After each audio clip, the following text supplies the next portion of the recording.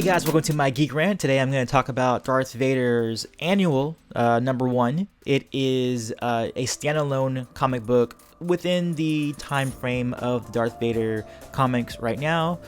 So it's taking place right after the destruction of the Death Star, and Vader is visiting a planet whose name I'm forgetting right now. I'm gonna figure out this name. Okay. Vader is visiting a planet called Turon. I don't know how to pronounce the name of these new planets, but basically it's a planet that is starting to have rumblings of rebellion. And really, the reason why why Vader is being invited there is because the planet wants to assassinate him. And also, Vader comes because he's actually going to show a lesson to the princess of this world.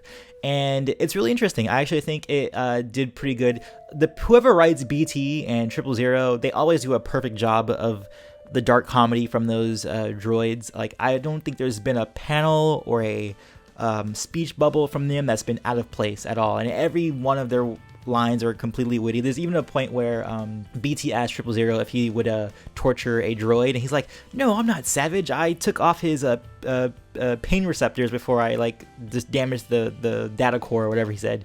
And I was like, "Oh, that's so he's just great." I think whoever is writing them, they know how to write them really well, and it's really funny. But yes, back to the main storyline. Vader is really there to teach a lesson to the princess. He already knows that this world is traitorous to the Empire, and that they're there to kill him, and all kind of stuff.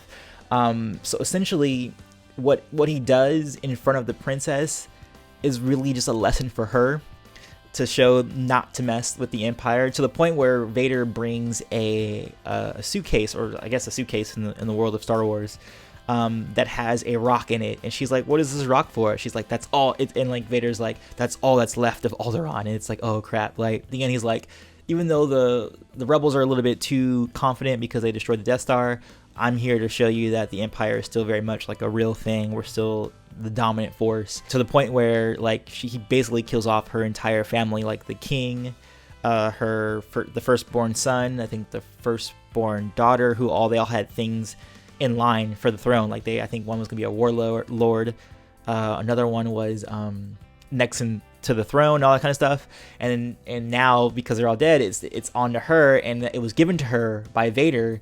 And it sounds like she wanted that role, but now she's forced to rule her world as the Empire sees fit. And I thought that was really messed up, but cool in the way, because it's Vader and it's supposed to be like that. It's supposed to be dark. It's supposed to be relentless. And I thought it was really interesting. So it's a really good one-off comic if you want a really cool just Darth Vader on its own. Even more so than I would say the series, because I think the Darth Vader series kind of treads along a little bit, because it is a set of comics and they are trying to make a whole arc out of it. This has very concise, get to the point, this is what the story is about issue, and I think it does very well in presenting the might of the Empire and how relentless Vader is and how relentless these droids are and all that kind of stuff, and kind of the things that are sacrificed for people who are ruled by the Empire and things like that, and how hard it is to resist, and how hard it is to actually combat Darth Vader in general. So yeah, I definitely recommend it. As always, peace, love, and may the Force be with you always.